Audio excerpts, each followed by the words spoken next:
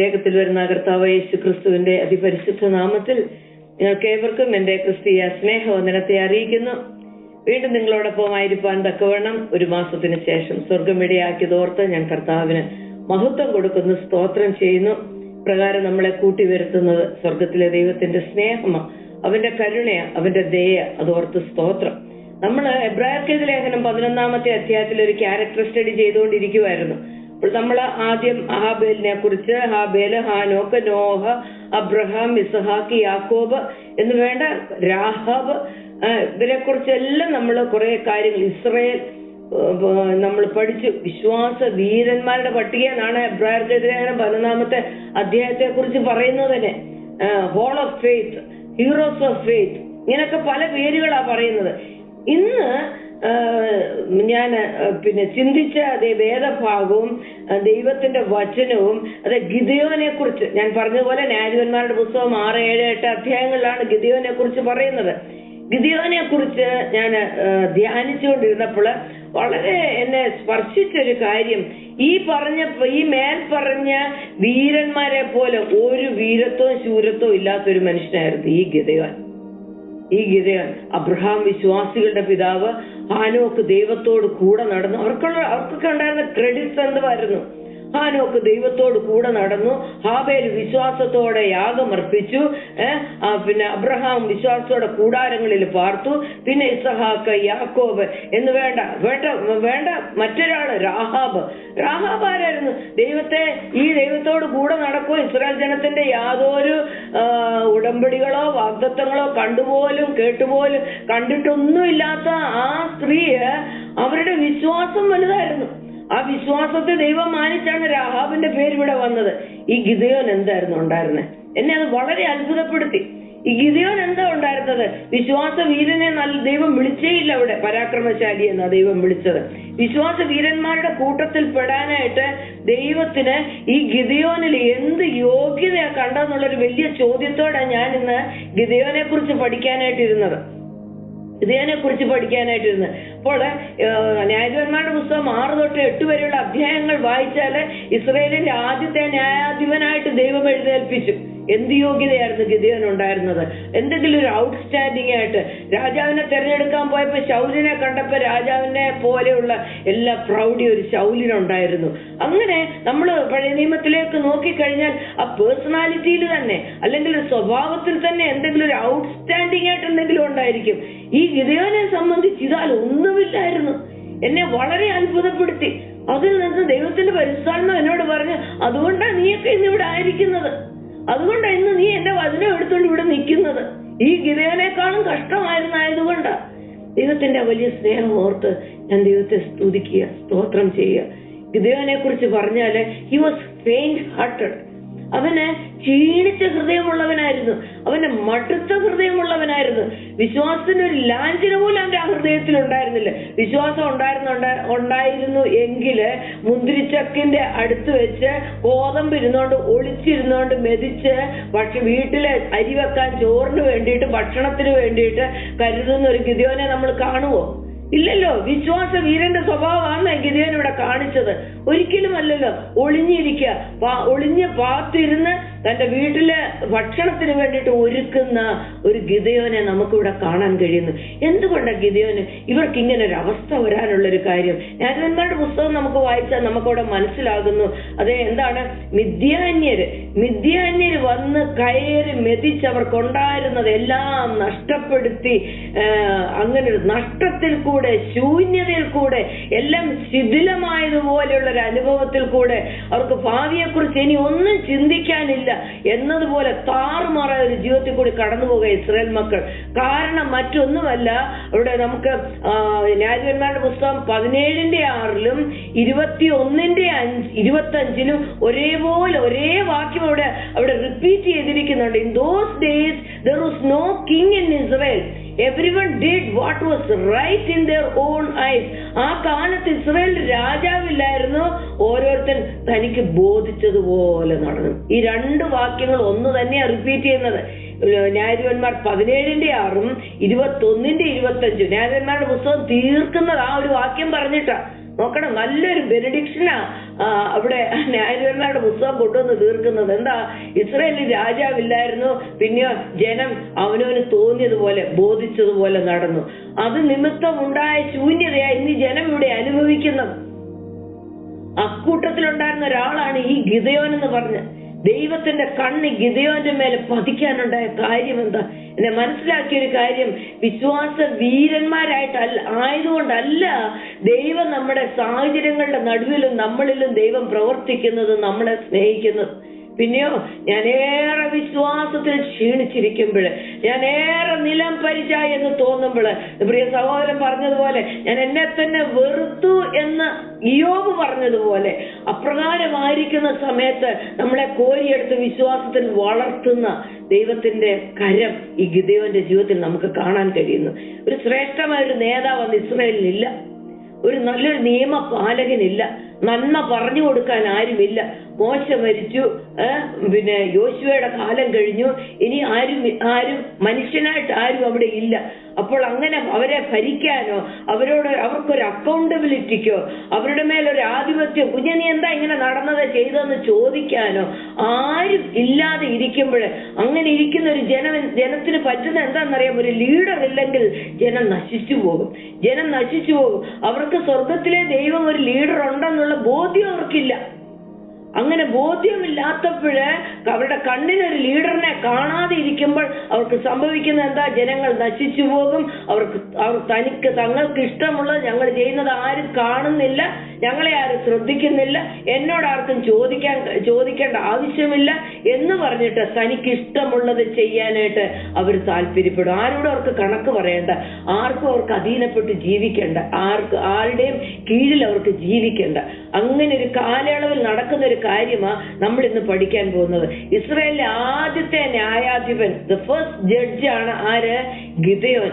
അപ്രകാരം ഒരു സ്ഥാനത്തേക്ക് ഗിദെയോനെ തിരഞ്ഞെടുക്കാനുണ്ടായ കാരണം എന്തായിരുന്നു എന്നുള്ളത് നമുക്ക് ഇന്ന് പകൽക്കാലം ഒന്ന് നോക്കാം ഗിദെയോന്റെ ജീവിതത്തിൽ നിന്ന്. അപ്പോൾ എല്ലാ വർഷവും ഇസ്രായേൽ മക്കൾ വിതയ്ക്കും, അവര് വിളകളൊക്കെ നട്ടുപിടിപ്പിക്കും. എന്നാൽ മിദ്യാന്യർ ഇങ്ങോട്ട് കയറി വന്നിട്ട്, ആരാണെന്നറിയാമോ ഈ മിദ്യാന്യർ?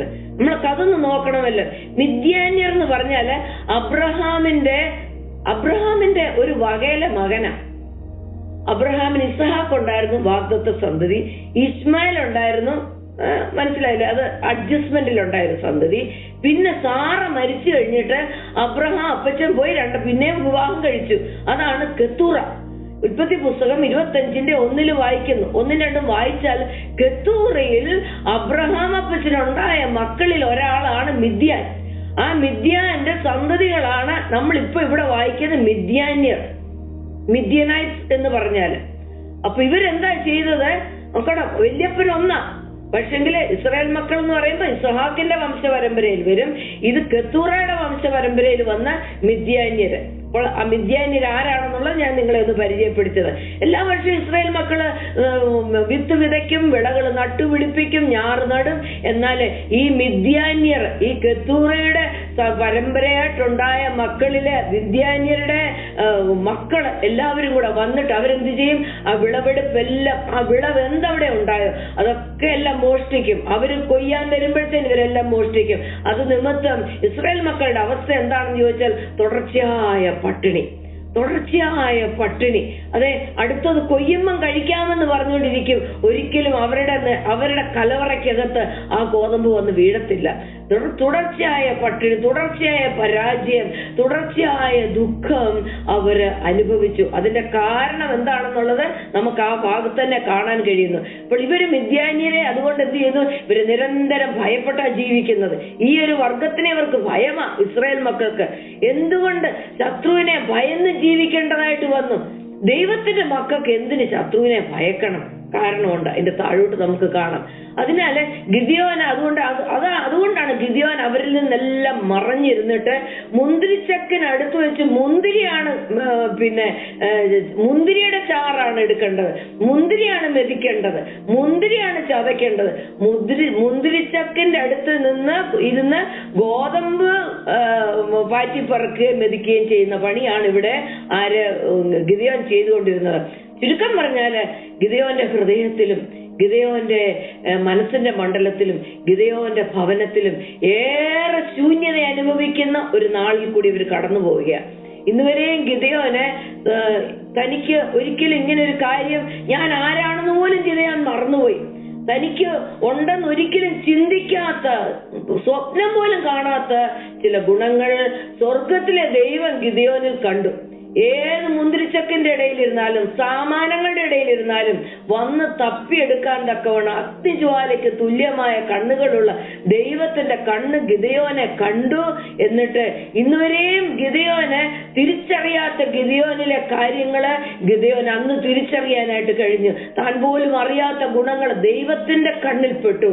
ദൈവം അത് കണ്ടെടുത്തു തന്നെയല്ല, ഗിദെയോന്റെ ബലഹീന നിമിത്തം ഗിദെയോനെ തഴഞ്ഞു കളയുമല്ലായിരുന്നു, ഗിദെയോനെ വിശ്വാസത്തിൽ വളർത്തിയെടുക്കുന്ന ദൈവത്തെ കാണാൻ കഴിയുന്നു.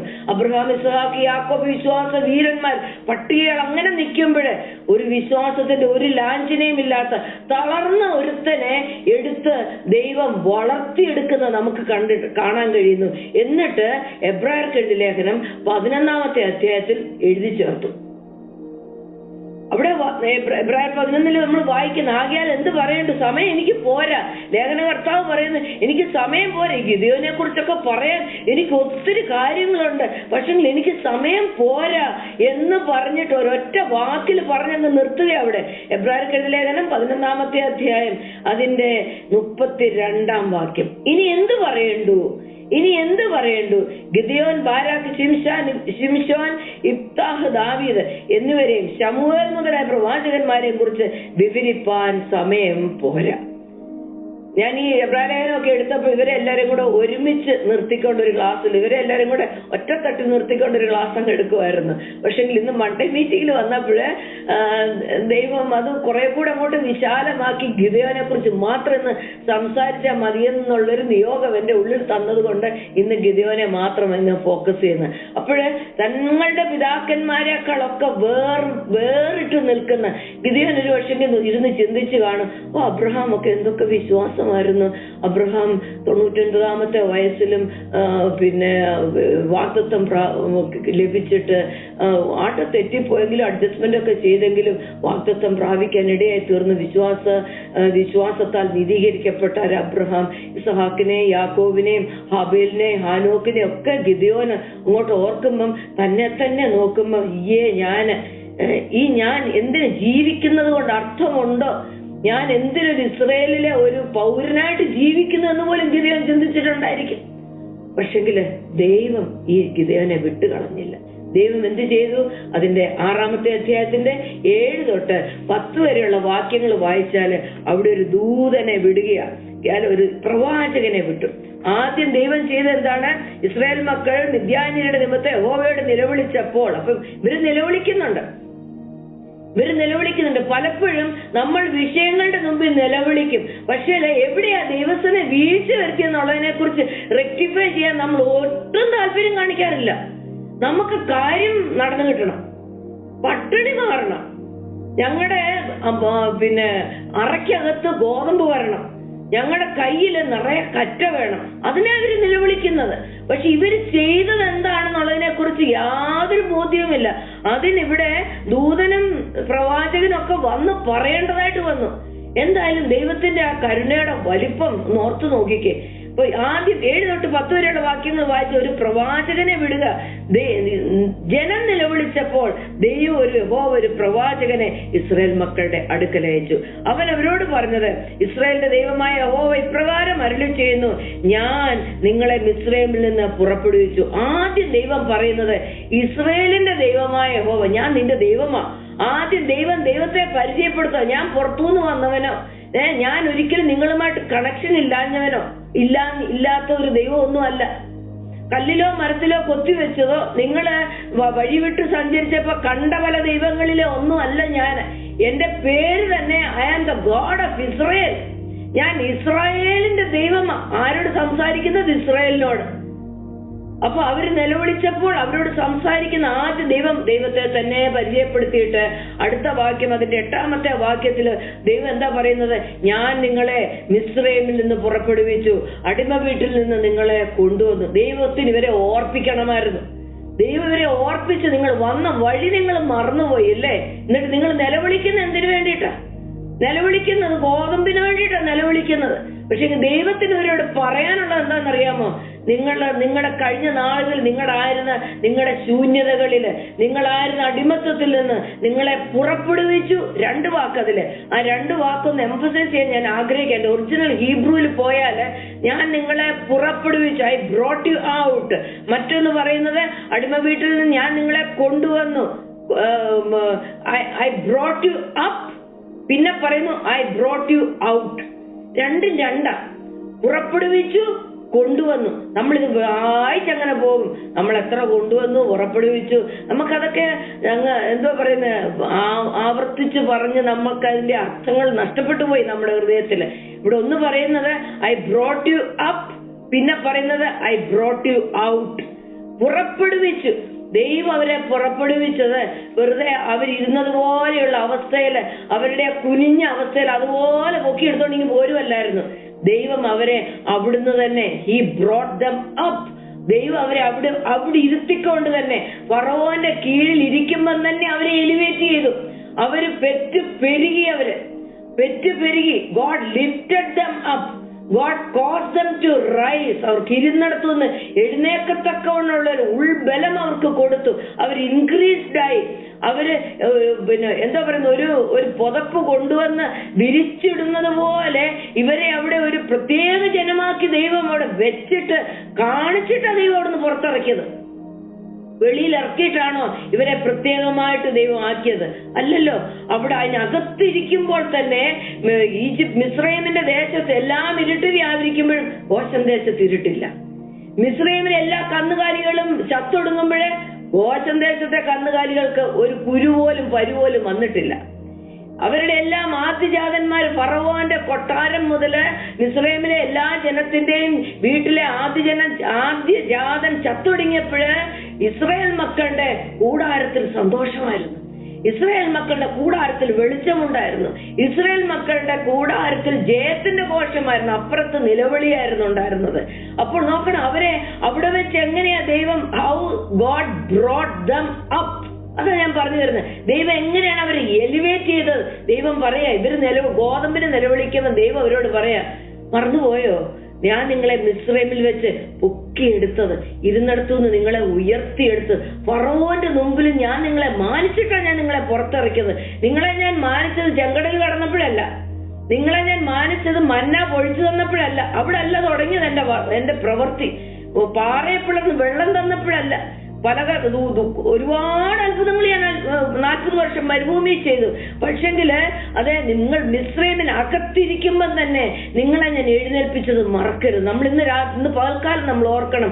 നമ്മൾ ഒരു പക്ഷേ ഞെരുക്കത്തിൽ ഇരിക്കുമായിരിക്കും, പക്ഷെങ്കില് അവിടെ അതിനകത്തും ദൈവം നമ്മളെ എഴുന്നേൽപ്പിച്ച് നിർത്തും. എന്നിട്ട് പിന്നെ പറയുന്നു, ഞാൻ നിങ്ങളെ മിസ്രൈമിൽ നിന്ന് പുറപ്പെടുവിച്ചു. പിന്നെ പറയുന്നത് എന്താണ്? അടിമ വീട്ടിൽ നിന്ന് ഞാൻ നിങ്ങളെ കൊണ്ടുവന്നു. മിസ്രൈമിൽ നിന്ന് ഓൾറെഡി പറഞ്ഞു, പിന്നെ എന്തോ അവിടെ എംഫസൈസ് ചെയ്ത് ഞാൻ അടിമ വീടെന്ന് ഒരിക്കൽ കൂടി പറയുന്നു. ദൈവത്തിന് ഓർപ്പിക്കണം ഇവരെ, നിങ്ങൾ എവിടെ ആയിരുന്നു പണ്ട് എന്ന് നിങ്ങൾ ഓർക്കണം. അടിമ വീട്ടിൽ ഞാൻ നിങ്ങളെ കൊണ്ടുവന്നു, ഐ ബ്രോട്ട് യു ഔട്ട് എന്നാ പറയുന്നത്. അതിന്റെ അർത്ഥം എന്താണെന്നറിയാമോ? ബ്രോട്ട് യു ഔട്ട് എന്ന് പറഞ്ഞാല് ഞാൻ നിങ്ങളെ പുറത്ത് കൊണ്ടുവന്നു കഴിഞ്ഞപ്പോ നിങ്ങളിപ്പോ ഒരു സാവധാനത്തിൽ നിഷ്പ്രയാസം ഒഴുകുന്ന ഒരു നദി പോലെ ഞാൻ നിങ്ങളെ അങ്ങോട്ട് ഒഴുക്കുക. ഈ മരുഭൂമിയിൽ കൂടെ നിങ്ങള് നടന്നു വലയുമല്ല, ഈ മരുഭൂമി കൂടെ നിങ്ങൾ ശരിക്കും ഞാൻ നിങ്ങളെ ഒഴുക്കുക. Spring forth like a plant. ഈ ചെടികൾ പടരുന്ന പോലെ ഞാൻ നിങ്ങളെ പടർത്തുക. അവിടെ നിന്ന് ഇറങ്ങിക്കഴിഞ്ഞപ്പോൾ ഒരു നദി ഒഴുകുന്നത് പോലെ ഞാൻ നിങ്ങളെ ഒഴുക്കുകയാ. അതെ, പുറപ്പെടുവിച്ചു കൊണ്ടുവന്നു എന്നുള്ളതിന്റെ ഒക്കെ അർത്ഥം അതാ. അപ്പോൾ ഈ പ്രവാചകനെ അയച്ചിട്ട് ദൈവം ഓർപ്പിക്കുക, ഞാൻ നിങ്ങളെ മിസ്രൈമിൽ നിന്ന് പുറപ്പെടുവിച്ചു, ഞാൻ നിങ്ങളെ അടിമ വീട്ടിൽ നിന്ന് കൊണ്ടുവന്നു എന്നുള്ള കാര്യം നിങ്ങൾ മറക്കരുത്. അപ്പൊ ആ വാക്കിന്റെ അർത്ഥം മനസ്സിലായോ? വീണ്ടും 9-ാം വാക്യത്തില് വീണ്ടും ആ പ്രവാചകൻ പറയാ, മിസ്രൈമിന്റെ കയ്യിൽ നിന്നും നിങ്ങളെ പീഡിപ്പിച്ച എല്ലാവരുടെയും കയ്യിൽ നിന്നും ഞാൻ നിങ്ങളെ വിടുവിച്ചു. എവിടെ നിന്നാണ് വിടുവിച്ചെന്നുള്ളതിന് വീണ്ടും വീണ്ടും എംഫസിസ്. മിസ്രൈമില് പീഡിപ്പിച്ചവര്, പിന്നെ അടിമ വീട്, ഏതെല്ലാം തരത്തിലെ പേരുകളാ മാറി മാറി കൊടുക്കുന്നത്. അടുത്തത് പ്രവാചകൻ പറയാ, ഞാൻ നിങ്ങളെ വിടുവിച്ചു, ഞാൻ നിങ്ങളെ ഡെലിവറി ചെയ്ത് അവിടുന്ന്. പിന്നെ വീണ്ടും പറയുന്നു 10ാമത്തെ വാക്യത്തില്, യഹോവയായ ഞാൻ നിങ്ങളുടെ ദൈവമാകുന്നുവെന്നും. തുടങ്ങിയതേ യഹോവയായ ഞാൻ ഇസ്രായേലിന്റെ ദൈവം എന്ന് പറഞ്ഞിട്ടാ തുടങ്ങിയത്. 10ാം വാക്യത്തിൽ വന്നപ്പോഴേ പ്രവാചകൻ പറയുന്നത് എന്താണ്? യഹോവയായ ഞാൻ നിങ്ങളുടെ ദൈവമാകുന്നുവെന്നും നിങ്ങൾ പാർക്കുന്ന ദേശത്തുള്ള അമോര്യ രാജാക്കന്മാരെ ഭജിക്കരുതെന്നും ഞാൻ നിങ്ങളോട് കൽപ്പിച്ചു, നിങ്ങളോ എന്റെ വാക്ക് കേട്ടില്ല. കുഞ്ഞുങ്ങളെ, നിലവിളിക്കാനുള്ള കാര്യം എന്താണെന്ന് അറിയാമോ? ഇവിടെയാണ് അതിന്റെ രഹസ്യം കിടക്കുന്നത്. ഞാൻ നിങ്ങളുടെ ദൈവമാ. യഹോവ എന്നുള്ള വാക്കിന്റെ അർത്ഥം തന്നെ I am the God of covenant. ഞാൻ ഉടമ്പടിയുടെ ദൈവമാ. നിങ്ങൾ എന്നോട് ഉവ്വ് എന്ന് സീനായി പർവ്വതത്തിൽ പറഞ്ഞ് നിങ്ങൾ മറന്നുപോയി. ഒരു മണവാട്ടിയുടെ language, it was a bridal language. അന്ന് ഇസ്രായേൽ മക്കൾ ഉവ്വ് എന്ന് പറഞ്ഞിട്ട് ആ കൽപ്പനകളെ അല്ലെ പ്രമാണങ്ങളെ അവർ കയ്യിൽ ഏറ്റെടുത്തപ്പോഴ് അന്ന് ദൈവമായിട്ട് ഒരു ഉടമ്പടിയാ ചെയ്തത്. കണ്ട, ആ വാക്യം കൊണ്ട് 10ാമത്തെ വാക്യത്തില് പ്രവാചകൻ അവസാനിപ്പിക്കുന്നത് ഞാൻ നിങ്ങളുടെ ദൈവമാകുന്നു. യഹോവയായ ദൈവം, യഹോവയായ ഞാൻ നിങ്ങളുടെ ദൈവമാണ്. എന്റെ പേര് യഹോവ എന്നാണ്. മോശ ചോദിച്ചു, എന്റെ പേരെന്താ? അവരോട് എന്താ ഞാൻ ചെന്ന് പറയേണ്ടത്? ഞാനാകുന്നവൻ ഞാനാകുന്നു, ഞാൻ ഉടമ്പടിയുടെ ദൈവം, എന്റെ പേര് യഹോവ എന്നാകുന്നു എന്നൊക്കെ വെളിപ്പെടുത്തിയിട്ടാണ് ഇസ്രായേൽ മക്കളെ അവിടുന്ന് വിടുവിച്ചുകൊണ്ട് വരുന്നത്. അപ്പൊ ദൈവത്തെ വെളിപ്പെടുത്തുന്നു, ദൈവത്തെ വീണ്ടും വീണ്ടും ഇവരോട് പറഞ്ഞു കൊടുക്കുക. എന്നിട്ട് ഇവർ ചെയ്ത തെറ്റ് പറയുന്നു.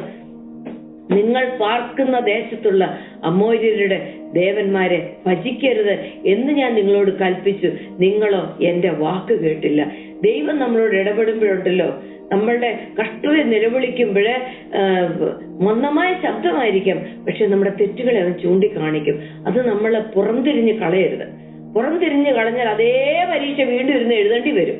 ബെഞ്ച് ഒടിച്ച് അടുത്ത ക്ലാസ്സിൽ കയറാൻ പറ്റും എന്നേ ഉള്ളൂ, വേറെ കുഴപ്പമൊന്നുമില്ല. അടുത്തതായിട്ട് വീണ്ടും നമ്മൾ കടന്നു വന്ന 11-12 വാക്യം കടന്നു വന്ന പ്രവാചകനെ വിട്ടു.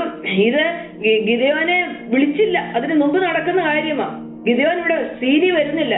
അതിനുശേഷം എന്ത് ചെയ്തു? ഒരു ദൂതനെ വിടുക. 11-12 വാക്യത്തില്, അനന്തരം യഹോവയുടെ ദൂതൻ വന്നു ഒഫ്രയിൽ അബിയേസിനായ യോവാശിന്റെ കരുവേലകത്തിന്റെ കീഴിലിരുന്നു. ഈ ദൂതൻ തെരഞ്ഞെടുത്തത് ഗിദെയോന്റെ അപ്പന്റെ കരുവേലകത്തിന്റെ കീഴിലിരിക്കാനാ. ഈ ദൂതന് വേറെ എവിടെങ്കിലും ഒക്കെ ഇരിക്കാമായിരുന്നു. എന്തിനു വേണ്ടിയിട്ടാ? ഈ അപ്പൻ നട്ടുവെച്ച കരുവേലകത്തിന്റെ കീഴില് ഈ ദൂതൻ വന്നിരിക്കാനുള്ള കാരണം, നമുക്ക് നമ്മുടെ സ്വന്തമായ ഒന്നിന്റെ അടുക്കലേക്ക് ഒരു അപരിചിതൻ കടന്നു വരുമ്പോൾ നമ്മുടെ ശ്രദ്ധ അവിടെ പോകും. ദൈവത്തിന് ഈ ഗിദെയോന്റെ ശ്രദ്ധ പിടിച്ചു പറ്റണം. അതുകൊണ്ട് ഗിദെയോന് അവകാശപ്പെട്ട ഒന്നിന്റെ അടുക്കലേക്കാണ് ഈ ദൂതനെ അയക്കുന്നത്. ആ ദൂതന് ഗിദെയോന്റെ അപ്പന്റെ കരുവേലകത്തിന്റെ കീഴിൽ വന്നിരിക്കുക. അവന്റെ മകനായ ഗിദെയോന് ഗോതമ്പ് മിദ്യാന്യരുടെ കയ്യിൽ പെടാതിരിക്കേണ്ടതിന് മുന്തിരിച്ചക്കിനരികെ മെതിച്ചുകൊണ്ടിരിക്കാൻ. ഇവിടെയാണ് ഗിദെയോൻ സീനിലേക്ക് കടന്നു വരുന്നത്. 12-ാം വാക്യത്തിൽ യഹോവയുടെ ദൂതൻ അവന് പ്രത്യക്ഷനായി. അതിനുശേഷം പറയുന്നു, അല്ലയോ പരാക്രമശാലിയെ, യഹോവ നിന്നോട് കൂടെയുണ്ട്. മുമ്പുള്ള വാക്യത്തില് പ്രവാചകനെ വിട്ടിട്ട് അവരുടെ അവസ്ഥകളെ കുറിച്ചും അവർ വീണുപോയത് എവിടാണെന്നും ദൈവം ആരാണെന്നും ഒക്കെ ബോധ്യപ്പെടുത്തിയിട്ട് ദൂതൻ കടന്നു വരുന്നത് പിന്നെ കുറവുകളെ ബോധ്യപ്പെടുത്താനല്ല, പിന്നെയോ ആ തളർന്നിരിക്കുന്നവനെ അവിടെ നിന്ന് ഉയർത്താൻ അവനെ വിളിക്കുന്നത്, അല്ലയോ പരാക്രമശാലിയെ, യഹോവ നിന്നോട് കൂടെയുണ്ട്. അത് കേട്ട് കഴിഞ്ഞിട്ടും അതേ ഗിദെയോൻ അതിനോട് പ്രതികരിച്ചത് എങ്ങനെയാന്ന് നമുക്ക് നോക്കണം. ഗിദെയോൻ അതിനോട് പ്രതികരിച്ചു. ഗിദെയോൻ 100 കൂട്ടം എക്സ്ക്യൂസ് ആയിരുന്നു. ഗിദെയോന്റെ ഹൃദയത്തിൽ മുഴുവൻ ഭയമാ, കംപ്ലൈൻസ്. അതെല്ലാം നമുക്ക് താഴോട്ടുള്ള വാക്യങ്ങളിൽ കാണാൻ കഴിയും. ഞാനത് വായിച്ചങ്ങോട്ട്, നിങ്ങൾ വായിച്ചു കാണുമല്ലോ, കുറച്ചുപേരെങ്കിലും വായിച്ചിട്ടുണ്ടെന്ന് വിശ്വസിക്കുന്നു. ഗിദെയോൻ ആദ്യം ചോദിക്കുന്നത്, ദൈവം ഞങ്ങളെ വിട്ടുകളഞ്ഞു, ദൈവം ഞങ്ങളുടെ കൂടെ ഇല്ല. 6:13 വായിക്കുന്നു, ഗിദെയോൻ അവനോട്, അയ്യോ യജമാനനെ, യഹോവ നമ്മോട് കൂടെ ഉണ്ടെങ്കിൽ ഇതൊക്കെ എങ്ങനെ സംഭവിക്കുന്നത്? ദൈവം നിന്റെ കൂടെ, ഞങ്ങളുടെ കൂടെ ഉണ്ടെന്നാണോ വന്ന് പറയുന്നത്? ദൈവം നമ്മുടെ കൂടെ ഉണ്ടെങ്കിൽ ഇതൊക്കെ എങ്ങനെയാ സംഭവിക്കുന്നത്?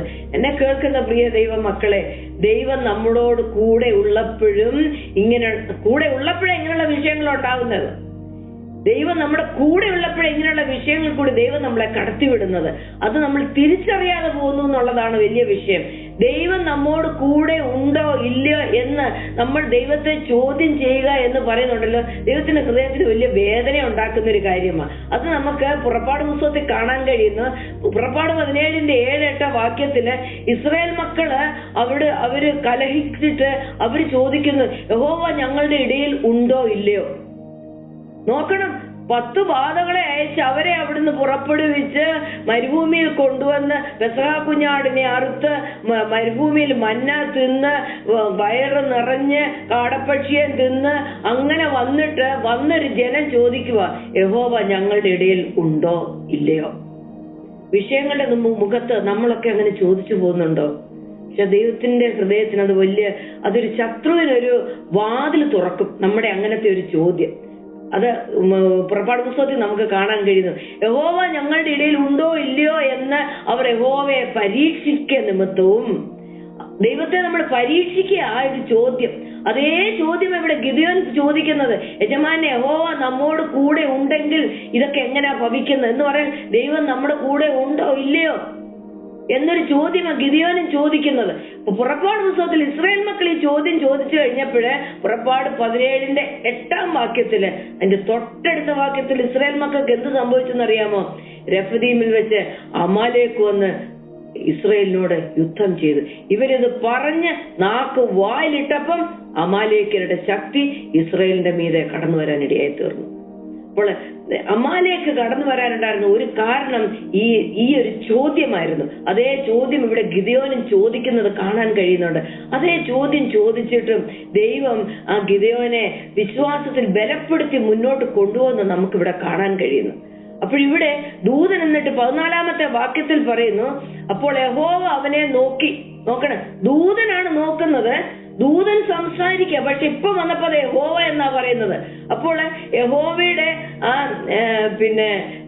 എന്താ പറയുന്നത്, ദൂതന്റെ വേഷത്തിലും അല്ല, അബ്രഹാമിന് പ്രത്യക്ഷനായത് ദൂതനായിട്ട് പ്രത്യക്ഷനായത്. അപ്പോഴ് തിയോഫിനി എന്ന് പറയും അതിന്. എന്ന് പറഞ്ഞാൽ ദൈവത്തിന്റെ ഗ്ലോറിയിൽ മനുഷ്യന്റെ മുമ്പിൽ വന്ന് പ്രത്യക്ഷപ്പെടാൻ പറ്റത്തില്ല, മനുഷ്യന് കാണാൻ പറ്റില്ല.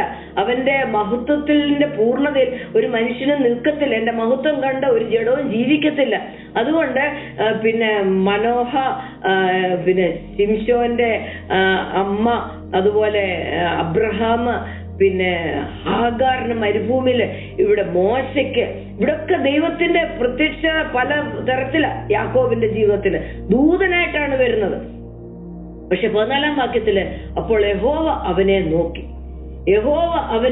ഇതെന്താ ദൈവമേ ഇങ്ങനൊക്കെ സംഭവിക്കുന്നത് എന്ന് ഗിദെയോൻ ചോദിച്ചപ്പോഴ് 13-ാമത്തെ വാക്യത്തില് ഗിദെയോൻ അങ്ങനെയല്ലേ പറയുന്നത്, യജമാനെ യഹോവ നമ്മുടെ കൂടെ ഉണ്ടെങ്കിൽ നമുക്കിതൊക്കെ എങ്ങനെ ഭവിച്ചു? യഹോവ നമ്മളെ മിസ്രൈമിൽ നിന്ന് കൊണ്ടുവന്നു എന്ന് നമ്മുടെ പിതാക്കന്മാർ നമ്മളോട് അറിയിച്ചിട്ടുള്ള അവന്റെ അത്ഭുതങ്ങളൊക്കെ എവിടെ? നോക്കണം, അത്ഭുതങ്ങളെ നോക്കിയിരിക്കുക. അത്ഭുതങ്ങൾക്ക് അന്നൊക്കെ ഒത്തിരി അത്ഭുതങ്ങൾ കണ്ടു. ഇപ്പോഴും ഇവര് മറ്റുള്ളവരുടെ ദൈവത്തെ പോയി ഭജിച്ചതിനെ അവർ കാണുന്നില്ല. അമോര്യരുടെ ദൈവത്തെ ഭജിച്ചു എന്നുള്ളൊരു ഭാവം ഇപ്പോഴും കാണുന്നില്ല. പണ്ടത്തെ അത്ഭുതം എന്തിയെന്നാ ചോദിക്കുന്നത്? എവിടെ പോയി പണ്ടത്തെ അത്ഭുതമൊക്കെ എന്നാണ് ചോദിക്കുന്നത്. നമ്മളെ ഈ ഷൂവിൽ വെച്ചിട്ട് നമ്മളൊന്ന് ചിന്തിക്കണം. അപ്പോഴേ അത്ഭുതങ്ങളൊക്കെ എവിടെ പോയി എന്ന് ചോദിക്കുമ്പോഴും ദൂതൻ പറയുന്നത്, യഹോവ പറയുന്നത്, അപ്പോൾ യഹോവ അവനെ നോക്കി, നീ ഈ ബലത്തോടെ പോക, നീ ഇസ്രായേലിനെ മിദ്യാന്യരുടെ കയ്യിൽ നിന്ന് രക്ഷിക്കും, ഞാനല്ലയോ നിന്നെ അയക്കുന്നത്. ഈ പറയപ്പെട്ട വീഴ്ചകളും ബലഹീനതകളും വിശ്വാസത്തിന്റെ കുറവും അവരുടെ വഴിവിട്ടുള്ള സഞ്ചാരവും ഒക്കെ ദൈവം അവന്റെ വലിയ സ്നേഹം ആ ലംഘനങ്ങളെ ഒക്കെ മറച്ചു വെച്ചിട്ട് ഓരോരുത്തരോട് ഇടപെടേണ്ടത് പോലെ ദൈവം ഇടപെടുന്നത്. നമ്മൾ ഇതിൽ നിന്നെല്ലാം ഒരുപാട് ഗുണപാഠങ്ങൾ പഠിക്കണം. അപ്പോൾ ഗിദെയോന്റെ ഹൃദയത്തിൽ ഉണ്ടായിരുന്ന ആ സംശയങ്ങൾ, ചോദ്യങ്ങളാ ചോദിക്കുന്നത്.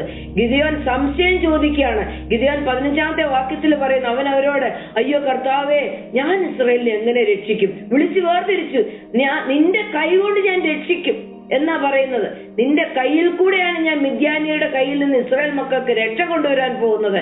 ഈ ഡൗട്ടഡ്, ദൈവത്തെ സംശയിച്ചൊരു ചോദ്യം, അയ്യോ കർത്താവേ, ഞാൻ ഇസ്രായേലിനെ എങ്ങനെ രക്ഷിക്കും? ദൈവം തന്നെ പറയുന്നുണ്ട്, ഞാൻ അയക്കുന്നത് കൊണ്ട് അത് ചെയ്യുന്നത്. രണ്ടാമതായിട്ട് ഗിദെയോൻ പറയുന്ന അടുത്തൊരു വാക്യം, മനുഷ്യയിൽ എന്റെ കുലം ഏറ്റവും എളിയതും എന്റെ കുടുംബത്തിൽ ഞാൻ ഏറ്റവും ചെറിയവനല്ലോ, ഞാൻ ഇൻസിഗ്നിഫിക്കന്റ്. ഞാനെന്ന് പറഞ്ഞു കഴിഞ്ഞാൽ കുലമേ ചെറുതാ. പിന്നെ വീട്ടിലേതും ചിലപ്പോ ഏറ്റവും ചെറുതോ പൊട്ടോ പൊടുക്കോ ഒക്കെ ആയിരിക്കും, നമുക്കറിയത്തില്ല.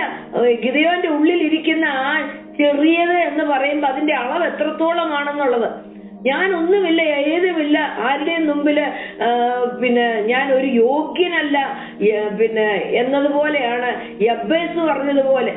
യബ്ബേസിനെ പോലെ അവൻ മാന്യനായിരുന്നില്ല, പക്ഷെ ദൈവം അവനെ മാനിച്ചു. 4 വരി പ്രാർത്ഥനയില് നമുക്ക് കാണാൻ സാധിക്കുന്നുണ്ട് ദിനവൃത്താന്ത പുസ്തകത്തിൽ. ഇവിടെ അതേ കാര്യമാണ് ഗിദെയോൻ ഇവിടെ പറയുന്നത്. ഇപ്പൊ ഗിദെയോന് സംശയം.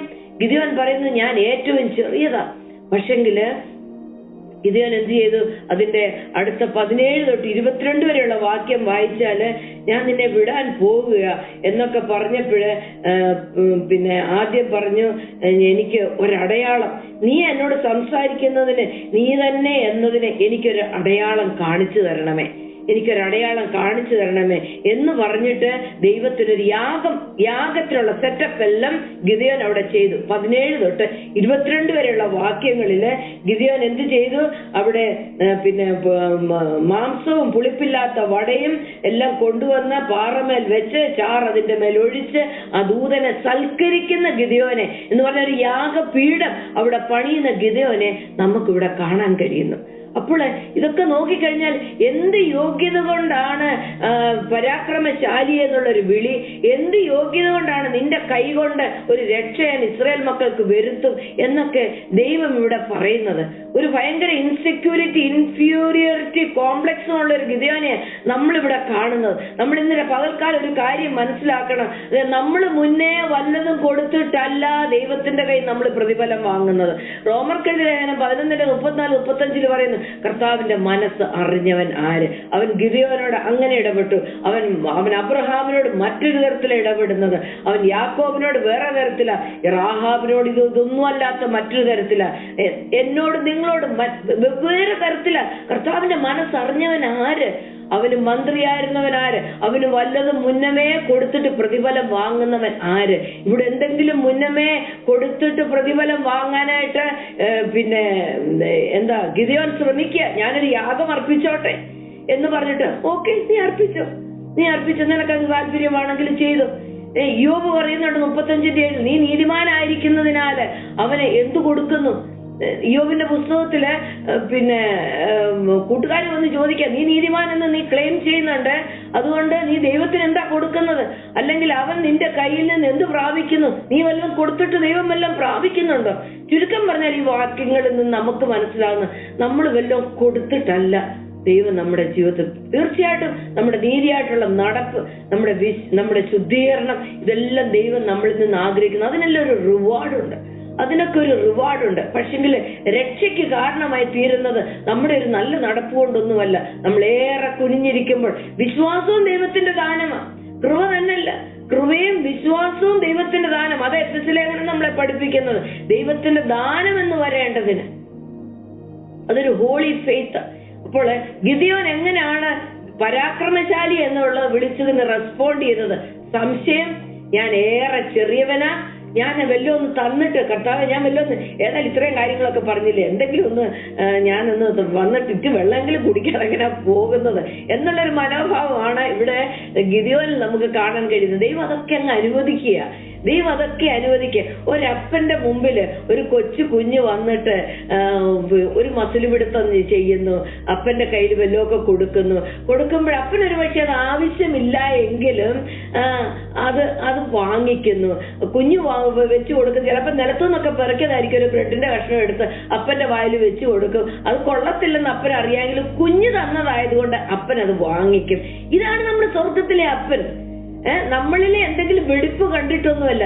ഇവിടെ ഗിദെയോനെ അങ്ങ് അനുവദിക്കുക. നിനക്ക് എന്തൊക്കെ ചെയ്യണമെന്ന് ആഗ്രഹമുണ്ട് അതൊക്കെ നീ അങ്ങ് ചെയ്യ്. ചോദിക്കണമെന്ന് എന്തൊക്കെ ആഗ്രഹമുണ്ട് അതൊക്കെ ചെയ്യ്. നിനക്ക് ഫ്ലീസ് ഇടണം, നിനക്ക് പിന്നെ അടയാളങ്ങൾ വേണോ അത് നീ പറഞ്ഞു ചോദിച്ചു. അതും ചോദിച്ചു. 1-2 പ്രാവശ്യം നീ ആദ്യം പറഞ്ഞു തോലിടും ഞാൻ നിലത്ത്, തോലിന്റെ മേലെ മാത്രം മഞ്ഞ് നിൽക്കണം, നിലത്തൊന്നും മഞ്ഞ് നിൽക്കാൻ പാടില്ല. എത്ര ചൈൽഡിഷ് ആയിട്ടുള്ള ഒരു അടയാളമാ ചോദിക്കുന്നു ഇല്ലേ? പിന്നെ പറഞ്ഞു അതങ്ങനെ തന്നെ സംഭവിച്ചു. പിന്നെ പറഞ്ഞു തോലിന്റെ മേലൊന്നും മഞ്ഞ് വീഴരുത്, ചുറ്റിനും മഞ്ഞ് വീഴണം. അപ്പൊ അതും അങ്ങനെ സംഭവിച്ചു. ദൈവം അന്നേരം ഒന്നും ഗിദെയോനോട് കോപിക്കുകയോ ഗിദെയോനെ ഡിസ്ക്രിമിനേറ്റ് ചെയ്യുകയോ ഒന്നും ചെയ്യുന്നില്ല. ഇതെല്ലാം ഗിദെയോനോട് അനുവദിക്കുക. ഞാൻ ഇതിൽ നിന്ന് മനസ്സിലാക്കിയത്, വിശ്വാസത്തിൽ ക്ഷീണിച്ചിരിക്കുന്നവനെ അവന്റെ മസിൽ ബലപ്പെടുത്തി എഴുന്നേൽപ്പിക്കുന്ന ഒരു ദൈവം. അബ്രഹാമിനെ ഇസ്ഹാക്കിനെയും വിശ്വാസ വീരന്മാരെ പോലുള്ള ഒരാളല്ല ഗിദെയോൻ. ഗിദെയോൻ ഏറ്റവും ഭയം ഗിദെയോന്റെ ഹൃദയത്തിൽ ഭയമുണ്ടെന്നുള്ളത് 27-ാം വാക്യത്തിൽ. ഗിദെയോൻ തന്റെ വേലക്കാരിൽ 10 പേരെ കൂട്ടി യഹോവ തന്നോട് കൽപ്പിച്ചതുപോലെ ചെയ്തു. എന്തോ അപ്പൻ അവിടെ ഉയർത്തി വെച്ച അശേര പ്രതിഷ്ഠയെ വെട്ടിക്കളയണമെന്ന് പറഞ്ഞു. ഗിദെയോന് പേടിയുണ്ട് പകല് പോയി ചെയ്യാൻ. അതുകൊണ്ട് ഗിദെയോൻ എന്ത് ചെയ്തു? കുടുംബക്കാരെയും പട്ടണക്കാരെയും എല്ലാം പേടിച്ചിട്ട് പകൽ സമയത്ത് അത് ചെയ്യാതെ രാത്രിയിൽ പോയി ചെയ്തു. പിന്നെ നമ്മൾ കണ്ടു, പിന്നെ ഫ്ലീസ് ഇട്ട് തോലിട്ടിട്ട് തോലുണങ്ങിയ നിലം മഞ്ഞുകൊണ്ടും ഇതെല്ലാം ഗിദെയോന് അവിടെ ചെയ്യുന്നത് നമുക്ക് കാണാൻ കഴിയുന്നു. ഇതിൽ നിന്ന് എന്നെ ഓർമ്മപ്പെടുത്തിയ ഒരു വാക്യം മർക്കോസ് സുവിശേഷം 9-ാം അധ്യായത്തിന്റെ 23-24 ഒരപ്പൻ വന്നിട്ട് പറയാ, യേശു അവനോട് പറയുന്നു, നിന്നാൽ കഴിയുമെന്നോ? അവൻ വന്ന് പറയുന്നു, എന്റെ മോനെ സൗഖ്യമാക്കണം, നിന്നാൽ കഴിയുമെങ്കിൽ സൗഖ്യമാക്കണേ എന്ന അപ്പന്റെ ഹൃദയത്തിൽ നിന്നുള്ള നിലവിളി കണ്ടപ്പോ യേശു പറഞ്ഞു, നിന്നാൽ കഴിയും എങ്കിൽ എന്നോ? അങ്ങനെയാണോ നീ പറയുന്നത്? വിശ്വസിക്കുന്നവന് സകലതും കഴിയും. ആ വാക്കിന്റെ മുമ്പില് അപ്പൻ പറഞ്ഞത്, അപ്പൻ നിലവിളിച്ചു എന്നാ വായിക്കുന്നത്. മർക്കോസ് 9:24 അപ്പൻ നിലവിളിച്ചിട്ട് പറയാ, കർത്താവേ ഞാൻ വിശ്വസിക്കുന്നു, എന്റെ അവിശ്വാസത്തിന് കൂട്ടുനിൽക്കണേ, എന്റെ അവിശ്വാസത്തിന് എന്നെ സഹായിക്കണേ, എന്റെ അവിശ്വാസ നിമിത്തം എന്നെ തള്ളിക്കളയത്, എന്റെ അവിശ്വാസം എന്നെ സഹായിക്കണം എന്ന് പറഞ്ഞാൽ എന്നെ വിശ്വാസത്തിൽ ബലപ്പെടുത്തണമേ. ഇന്ന് പകലില് നമ്മളുടെ പ്രാർത്ഥന അതായിരിക്കട്ടെ, കർത്താവേ എനിക്ക് എന്നെ തന്നെ നോക്കുമ്പോഴ് എന്നെ നിന്റെ വഴിക്ക് കൊള്ളാവുന്നതാന്ന് പോലും എനിക്ക് മാർക്കിടാൻ കഴിയുന്നില്ല. ഈ അവിശ്വാസത്തില് എന്റെ പോരായ്മയില് നീ എന്നെ സഹായിക്കണമേ. ആ ബാലന്റെ അപ്പൻ നിലവിളിച്ചതുപോലെ ഇന്ന് പകൽക്കാലം നിലവിളിക്കാൻ നമ്മളെ സഹായിക്കട്ടെ. ഇതായിരുന്നു ഗിദെയോൻ. 6 കാര്യങ്ങള് ഗിദെയോന്റെ ജീവിതത്തിൽ നമുക്ക് കാണാൻ സാധിക്കുന്നു. ഒന്ന്, God always sees the best in us. ദൈവം നമ്മുടെ ജീവിതത്തിലെ നന്മയെ പെറുക്കിയെടുക്കും. നല്ലതിനെ പെറുക്കിയെടുത്തിട്ട് അതിന്റെ മേലെ പണിയുന്നൊരു ദൈവമാ നമ്മുടെ ദൈവം. അതാണ് നമ്മളുടെ ദൈവം. നമ്മളെങ്ങനെ ആൾക്കാരെ കാണുന്നത്? എത്രയൊക്കെ നെഗറ്റീവ് ഉണ്ടോ അതിനെ എത്രയും വലുതാക്കാമോ അത്രയും വലുതാക്കും. പിന്നെ എന്റെ ഫ്യൂണറൽ വരുമ്പോഴാണ് ബാക്കി കുറെ കാര്യങ്ങൾ പറയുന്നത്. ഇതൊക്കെയാണ് മനുഷ്യരുടെ സ്വഭാവം, നമ്മുടെ ഓരോരുത്തരുടെയും സ്വഭാവം, ഈ സോക്കോൾഡ് ആത്മീയരുടെ സ്വഭാവം. ഇങ്ങനെയൊക്കെയാണ്. നമ്മൾ ഈ ഭാഗത്തു നിന്ന് ചില കാര്യങ്ങൾ നമ്മൾ പഠിക്കണം. അപ്പോൾ ഇവിടെ ദൈവം അവനിലുണ്ടായിരുന്ന ആ ചെറിയ നല്ല അംശത്തെ ദൈവം തെരഞ്ഞെടുക്കുന്നത് നമുക്കവിടെ കാണാൻ സാധിക്കുന്നു. ഇസ്രായേൽ മക്കൾ എവിടെ? മിദ്യാനിയുടെ നിമിത്തം പർവ്വതങ്ങളിലും ഗുഹകളിലും ദുർഗങ്ങളിലും ഒക്കെയാ പാർക്കുന്ന 2-ാം വാക്യത്തിൽ പറയുന്നത്. അപ്രകാരമുള്ളതിൽ നിന്ന് പുറത്തെടുക്കാനായിട്ട് ദൈവം ഈ ഗിദെയോനെ കയ്യിലെടുത്തു എന്നുള്ളത് നമുക്ക് കാണാൻ സാധിക്കുന്നു. ദൈവം ഗിദെയോനോട് സംസാരിക്കുമ്പോൾ അവൻ മുൻപ് എന്തായിരുന്നെന്നോ, അവൻ മുന്തിരിച്ചക്കിന്റെ അടുത്തിരുന്നെന്നോ, അവൻ ഭയപ്പെട്ടിരുന്നെന്നോ അവന് ഒന്നുമല്ല ദൈവം നോക്കുന്നത്. ദൈവം ഗിദെയോനെ നോക്കുമ്പോൾ നീ ഇനി എന്തായിത്തീരും നാളെ എന്ന് പറഞ്ഞിട്ടാണ് ഗിദെയോനോട് സംസാരിക്കുന്നത്. നമ്മുടെ ഭവനങ്ങളിൽ കുഞ്ഞുങ്ങളുണ്ട്, നമ്മുടെ പ്രിയപ്പെട്ടവരുണ്ട്, നമ്മൾ ഇടപെടുന്ന സഹോദരിമാരൊക്കെ ഉണ്ട്. അവരുടെ ന്യൂനതകളെ കണ്ടല്ല അവരെ നമ്മൾ വിലയിരുത്തേണ്ടത്. നാളെ അവരെന്തായിരിക്കും എന്ന് ഓർത്ത് അവർക്ക് വേണ്ടി പ്രാർത്ഥിക്കുകയും അവരെ ബലപ്പെടുത്തുകയും ചെയ്യുന്നതാണ് ദൈവത്തിന്റെ ഹൃദയം. ചില സമയത്ത് ഞാൻ പോലും ഒത്തിരി ക്വസ്റ്റ്യൻസ് എന്റെ ആദ്യത്തെ വിശ്വാസ കാലങ്ങളിൽ ഞാൻ ദൈവത്തോട് ചോദിച്ചിട്ടുണ്ട്. ദൈവമേ, കണ്ടു കഴിഞ്ഞ പ്രവൃത്തിയൊക്കെ കണ്ടു കഴിഞ്ഞാല് മുഴുവഴക്കാളിയായിരിക്കും. പക്ഷെങ്കിൽ ഒരു പ്രവാചകൻ വന്ന് തലയിലോട്ട് കൈ വെക്കുമ്പോഴത്തേന് സഹോദരി, ബ്രദറേ, നിങ്ങൾ വലുതായിത്തീരും. ഞാൻ തന്നെ പോയി ചോദിച്ചിട്ടുണ്ട്, ഇതൊക്കെ ശരിയാണോ പറയുന്നത്? ഇതൊക്കെ ദൈവം തന്നിട്ടാണോ നിങ്ങൾ ഇതൊക്കെ പറയുന്നതെന്ന്. അന്നൊരു ദൈവദാസൻ എന്നോട് പറഞ്ഞ് ഞാൻ ഇന്നും ഓർക്കുന്നുണ്ട്. ദൈവം ഇന്നുള്ള അവസ്ഥ അവന്റെ അവസ്ഥയല്ല നോക്കുന്നത്. നാളെ അവനെ എന്താക്കി തീർക്കുമെന്നാ ദൈവം കാണുന്നത്. നിനക്ക് കാണാൻ അതിന് കണ്ണില്ല.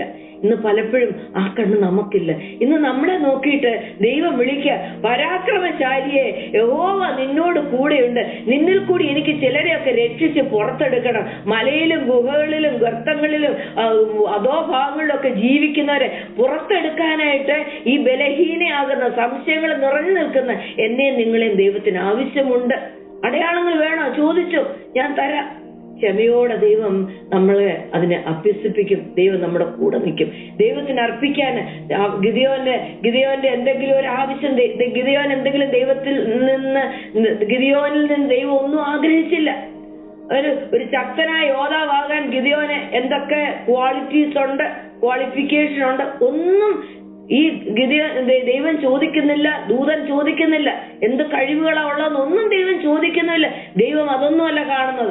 ദൈവം ഒറ്റക്കാര്യം ഗിദെയോനിൽ കാണുന്നു, യു മൈറ്റി വാലർ, നീ പരാക്രമശാലിയെ. അത് മാത്രമേ ദൈവം ഗിദെയോനിൽ കാണുന്നുള്ളൂ.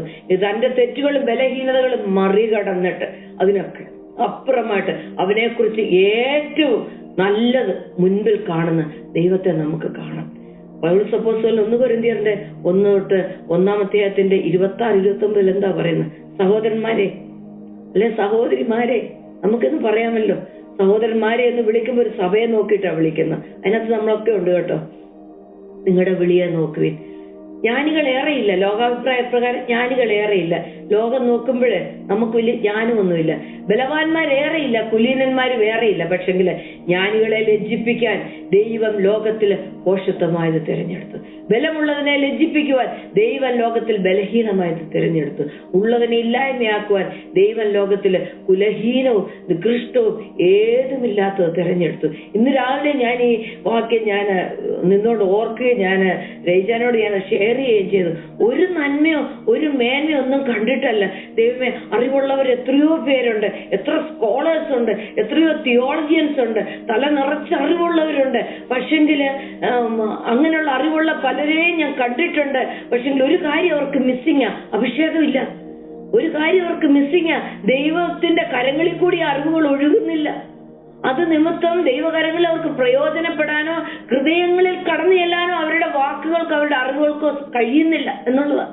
അപ്പൊ ഇതൊക്കെ കാണുമ്പോൾ ഞാൻ അവർക്ക് ദൈവമേ, ജ്ഞാനികളെ ലജ്ജിപ്പിക്കാൻ പോഷത്വമായി നമ്മളെ ഓരോരുത്തരും ദൈവം ദിക്കുള്ള നാവുള്ള നമ്മളെ തെരഞ്ഞെടുത്തു. ഒരു പ്രാഗൽഭ്യം ഉണ്ടായിട്ടല്ല. മോശ ഇലക്വന്റ് ആയിരുന്നു. എവിടെ? ഫറവോന്റെ വീട്ടിൽ വെച്ച്. മോശ വാക്ചാതുര്യമുള്ളവനായിരുന്നു. പക്ഷെ മുൾപ്പടർപ്പിന്റെ അവിടെ വന്നപ്പോ മോശ പറയാ, ഞാൻ എനിക്ക് വിക്കാണെന്ന്. ദൈവത്തിന്റെ മുമ്പിൽ നിന്നപ്പോഴേ, സകലത്തെയും സൃഷ്ടിച്ച ദൈവത്തിന്റെ മുമ്പിൽ നിന്നപ്പോഴാണ് തന്റെ ശൂന്യത മോശയ്ക്ക് മനസ്സിലായത്. 1-ാമത്തെ കാര്യം പറഞ്ഞു, ദൈവം നമ്മളിലുള്ള നന്മയെ തെരഞ്ഞ് പുറത്തെടുത്തിട്ട് അതിന്റെ മേലെ അതിനെ വെച്ചിട്ട് ദൈവം പണി നടത്തും. 2-ാമതായിട്ട് നമുക്ക് ഗിദെയോന്റെ ജീവിതത്തിൽ കാണാൻ സാധിക്കുന്നു, ഗിദെയോന് രാത്രിയാണേലും വേണ്ടില്ല ആശേര പ്രതിഷ്ഠകളെ പോയി തട്ടി ഉടച്ചു കളഞ്ഞു. നമ്മുടെ ജീവിതത്തിലെ വിഗ്രഹങ്ങളെ തട്ടി ഉടയ്ക്കാൻ നമ്മള് ഒരുക്കമുള്ളവരായിരിക്കണം. ഭയമൊക്കെ ഉണ്ട്, നാളെ എന്തായിരിക്കും സംഭവിക്കുന്ന അറിയത്തില്ല. പക്ഷെങ്കിൽ അവരെന്തോ പറയും, ഇവരെന്തോ പറയും. പക്ഷെങ്കിൽ ഞാൻ ഇന്ന് വരെ പഠിച്ചു വന്നതോ ഞാൻ ഉയർത്തി വെച്ചതായിട്ടുള്ള വിഗ്രഹങ്ങളെ എന്റെ ഹൃദയത്തിൽ നിന്നും ജീവിതത്തിൽ നിന്നും ശീലത്തിൽ നിന്നും നമ്മൾ മാറ്റിക്കളയാൻ ഒരുക്കമുള്ളവരാണെങ്കിൽ ഈ ഗിദെയോനെ പോലെ ഒരു പരാക്രമശാലിയായിട്ട് ഈ വിശ്വാസികളുടെ പട്ടികയിൽ രാഹാബിന്റെ പേര് വന്നെങ്കിൽ നമ്മുടെ ഓരോരുത്തരുടെയും പേര് വരാൻ ദൈവം ഇടയാണ്. 3-ാമതായിട്ട് ഗിദെയോന്റെ ജീവിതത്തിലേക്ക് നോക്കിയാൽ he was an unfinished product. പൂർത്തീകരിക്കപ്പെടാത്തൊരു പ്രോഡക്റ്റ്. എവിടെ എന്തൊക്കെയോ ഉണ്ടെന്നേ ഉള്ളൂ, പക്ഷെങ്കിൽ ഒരിക്കലും ഒരു പൂർത്തിയല്ലാത്തൊരു പ്രോഡക്റ്റ് ആയിരുന്നു ആര്? ഗിദെയോൻ. അടുത്തതായിട്ട് നമുക്ക് കാണാൻ സാധിക്കുന്നത്, ഗിദെയോന്റെ ജീവിതത്തിൽ നമുക്ക് പഠിക്കാൻ കഴിയുന്നത്, God allowed Gideon to test God. ദൈവത്തെ പരീക്ഷിക്കാൻ എന്ന് പറഞ്ഞാൽ ദൈവം ഉണ്ടോ, ദൈവം തന്നെയാണോ എന്ന് ഗിദെയോൻ വീണ്ടും വീണ്ടും ഉറപ്പിക്കാൻ ഗിദെയോന് പല പല ടെസ്റ്റുകൾ ദൈവത്തിന്റെ മുമ്പിലിട്ട് ദൈവം അത് അനുവദിച്ചു. അപ്പന്മാർ അങ്ങനെ ചെയ്യത്തില്ലേ കുഞ്ഞുങ്ങളുടെ അടുത്ത്? ഒരു മസിൽ പിടിക്കാന്ന് പറയുന്നുണ്ടേ, മോനാണോ ജയിക്കുന്നത് അപ്പനാണോ ജയിക്കുന്നത് നോക്കുന്നുണ്ടേ എന്ത് ചെയ്യും? മോൻ വലിയ ഞാൻ ഇപ്പൊ ജയിക്കുമെന്നും പറഞ്ഞുകൊണ്ടാ വരുന്നത്. 3 വയസ്സുള്ള അല്ലെങ്കിൽ 5 വയസ്സുള്ള പീക്രിപ്പയ്യൻ വന്ന് മസിലുള്ള ഒരു അപ്പന്റെ അടുത്ത് വന്ന് പിന്നെ ബലപ്രയോഗം നടത്തിയാൽ എവിടെ ജയിക്കാനാ? പക്ഷെങ്കിൽ ആ മകനെ ജയിപ്പിക്കാനായിട്ട്, അല്ലെങ്കിൽ ആ മകനെ കോൺഫിഡൻസ് ഉള്ളവനാക്കി തീർക്കാനായിട്ട്, മകനെ വിശ്വാസത്തിൽ വളർത്തിയെടുക്കാനായിട്ട്, മകനൊരു പരാക്രമശാലിയാണെന്ന് അവനെ ബോധ്യം കൊടുക്കേണ്ടതിന്, അവനെ വളർത്തിയെടുക്കേണ്ടതിന് അപ്പൻ എന്ത് ചെയ്യും? അല്ല, അവൻ തോറ്റു കൊടുക്കും ചിലപ്പോൾ, ഇല്ലേ? ആ കൈ അങ്ങോട്ടങ്ങ് മാറ്റി കൊടുക്കും, മോൻ ജയിക്കും, കൈയും കൊട്ടും. വളർത്തിയെടുക്കുന്നത് അങ്ങനെയാ. ഇവിടെ ദൈവം ഗിദെയോനെ അങ്ങനെ അനുവദിച്ചു കൊടുക്കുന്നത് നമുക്കിവിടെ കാണാനായിട്ട് സാധിക്കും. എന്തിനാ? അവന്റെ വിശ്വാസത്തിൽ അവനെ വളർത്തിയെടുക്കാൻ. നമ്മളെല്ലാം ഒരു അൺഫിനിഷ്ഡ് പ്രോഡക്റ്റാ കേട്ടോ. നമ്മളെല്ലാം ഒരു റോ പ്രോഡക്റ്റാ. റോയാ എന്ന് പറഞ്ഞാല് കുറച്ച് കമ്പ് അവിടെ, കുറച്ച് ഇഷ്ടിക ഇവിടെ, ഒരിടത്ത് കുറച്ച് സിമെന്റ് ഇട്ടിരിക്കുന്നു, ഇവിടെ കുറച്ച് മണലുണ്ട്, അവിടെ കിടന്ന ഒരു കെട്ടിടമാകത്തില്ല. നമ്മളെ എല്ലാം ദൈവം കാലാകാലങ്ങളിൽ ഇതെല്ലാം കൂട്ടി അവിടുന്ന് കമ്പി കൊണ്ടുവന്ന്, ഇവിടുന്ന് കട്ട കൊണ്ടുവന്ന്, ഒരു മൂലക്കല്ല് കൊണ്ടുവന്ന്, മേസ്റ്റ്, എന്തെല്ലാം കാര്യങ്ങൾ അടുപ്പിച്ചാലാ ഒരു കെട്ടിടത്തിന്റെ ഒരു ഷേപ്പ് ഉണ്ടാകുന്നത്. നമ്മളെല്ലാം ഒരു റോ മെറ്റീരിയലാ ദൈവകരങ്ങളില്. നമ്മൾ രക്ഷിക്കപ്പെട്ടപ്പോ ഒന്നും പൂർത്തിയായില്ല, തുടങ്ങിയതേ ഉള്ളൂ. റോ ആയിട്ട് നമ്മളെ തന്നെ നഗ്നമായിട്ട് അവന്റെ കയ്യിലോട്ട് കൊടുക്കുക. പിന്നെ അവൻ അങ്ങോട്ട് പഠിപ്പിക്കാൻ തുടങ്ങും. അവൻ പഠിപ്പിക്കുമ്പം പാകത്തിന് വെള്ളം, പാകത്തിന് തീയെ വെച്ചിട്ടുള്ളൂ. വെന്തിറങ്ങിയാൽ നമുക്ക് പെട്ടെന്ന് പണിയപ്പെടാം. അപ്പോൾ ഇങ്ങനെ ഒരു അൺഫിനിഷ്ഡ് പ്രോഡക്റ്റായ ഗിദെയോനെ പോലെ ഞാനും നിങ്ങളും ദൈവത്തിന്റെ കരങ്ങളിലായിരിക്കുന്നു. ദൈവത്തിന് എന്നെ വളർത്താൻ ആഗ്രഹമുണ്ട്. ഞാൻ ഒന്നുമല്ല ദൈവമേ എന്നുള്ളൊരു ബോധ്യം എന്നിൽ കൊണ്ടുവരാനായിട്ട് ദൈവം ആഗ്രഹിക്കുന്നുണ്ട്. അപ്പോഴ് അങ്ങനെയുള്ളൊരു ഗിദെയോന്റെ ജീവിതമാ നമ്മളിവിടെ കാണുന്നത്. അപ്പൊ നമ്മളെ വിശ്വാസത്തിൽ വളർത്തുന്ന ഒരു ദൈവം. ഇബ്രായർക്ക് ലേഖനം 12:1 വായിക്കുന്നു, അവൻ വിശ്വാസത്തിന്റെ നായകൻ പൂർത്തി വരുത്തുന്നവനാ. തുടക്കം അവനാ, ഒടുക്കം അവനാ. തുടക്കം അവന്. എഫെസ്യർ 2:8 രക്ഷയെക്കുറിച്ച് പറയുന്നത്, കൃപയാലല്ലോ നിങ്ങൾ വിശ്വാസം മൂലം രക്ഷിക്കപ്പെട്ടിരിക്കുന്നത്, അതിനും നിങ്ങൾ കാരണമല്ല, ദൈവത്തിന്റെ ദാനം. ഏതാ ദൈവത്തിന്റെ ദാനം? അവിടെ വിശ്വാസം. കൃപ ദൈവത്തിന്റെ ദാനമാ എന്നുള്ളത് നമ്മൾ 100% പറയുന്ന കാര്യമാണ്. ഇവിടെ വിശ്വാസവും ദൈവത്തിന്റെ ദാനമാണെന്ന് എഫെസ്യർ 2:8 വായിക്കുന്നു. അതുകൊണ്ട് രക്ഷ ദൈവത്തിന്റെ ദാനം. അടുത്തതായിട്ട് ഗിദെയോന്റെ അടുത്തൊരു കാര്യം എന്താന്ന് ചോദിച്ചു കഴിഞ്ഞാല്, നമ്മൾ അതിന്റെ 8ാമത്തെ അധ്യായത്തിൽ വന്നാൽ എനിക്ക് വളരെയധികം ഇഷ്ടപ്പെട്ടു. ഇതെല്ലാം കഴിഞ്ഞ് ഗിദെയോനിൽ കൂടി അവിടെ ഒരു അത്ഭുതം നടന്നു, ജനം ജയിച്ചു. അതിന്റെ ഒന്നും വിശദാംശത്തിലേക്ക് ഞാൻ പോകുന്നില്ല. പക്ഷെങ്കില് 8ാമത്തെ അധ്യായത്തിന്റെ 22-23 വന്നപ്പോഴ് അവര് പറഞ്ഞു, ഗിദെയോനെ, ഇനി നീ ഞങ്ങളുടെ രാജാവായിട്ടിരിക്കണം, നീ ഞങ്ങളുടെ രാജാവായിട്ടിരിക്കണം. നീ ഞങ്ങൾ 22ാം വാക്യം, നീ ഞങ്ങളെ മിദ്യാന്യരുടെ കയ്യിൽ നിന്ന് രക്ഷിച്ചിരിക്കൊണ്ട് ഞങ്ങൾക്ക് രാജാവായിരിക്കണം. അങ്ങനെ തന്നെ നിന്റെ മകന്, നീ മാത്രം പോരെ കേട്ടോ, അത് കഴിഞ്ഞ് അടുത്തത് ഒരു ബുക്ക് ചെയ്ത് കഴിഞ്ഞു, മകനും ഞങ്ങളുടെ രാജാവായിരിക്കണം. പക്ഷെ ഗിദെയോന്റെ വാക്ക് വളരെ ശ്രദ്ധേയം. അവിടെ ഗിദെയോന്റെ വാക്ക് വളരെ ശ്രദ്ധേയം. ഇത്രയും കാര്യങ്ങൾ ഗിദെയോന്റെ കയ്യിൽ കൂടി അക്കംപ്ലീഷ് ചെയ്തപ്പോൾ, ഗിദെയോന്റെ സ്ഥാനത്ത് ഞാനോ നിങ്ങളോ ആയിരുന്നെങ്കിൽ, ജനം പറഞ്ഞില്ലെങ്കിലും ഞാനൊരു രാജാവാണ്, രാജ്ഞിയാണെന്നുള്ളൊരു ഭാവം നമ്മളിൽ അങ്ങ് വന്നുപോയനെ.